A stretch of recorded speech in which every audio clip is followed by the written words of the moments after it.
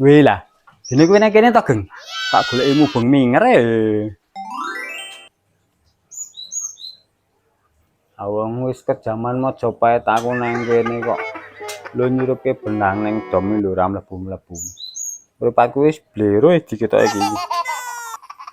Ngarekane iki kowe iki tak ajak giling e.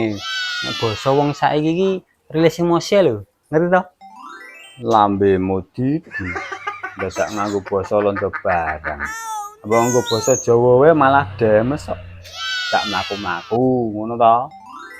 Ayo ayo, gelem ra? Gaske ngono lho. Sesuk wae. Saiki atiku lagi ra penak. Weh. Ya ngopo, Geng? Tumben. Yo perasaan atiku ki ibarat pitik lehor di presto 2 jam. Pitik lehor di presto 2 jam. Haremuk no. Atimu ku lagi remuk, Geng. Lagi ngerti. Yalah, Geng. Wis tua ya dadak nganggo ati barang kowe iki. Sing ngerti ra? Ning aku iki ya ngono, Geng. Lara ati yo an. Ha iya.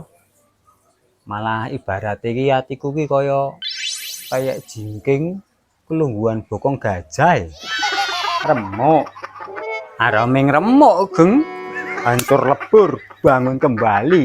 Hancur lebur, glangsares. Adine ming padha. Malah luwih tragis kowe di. So ya.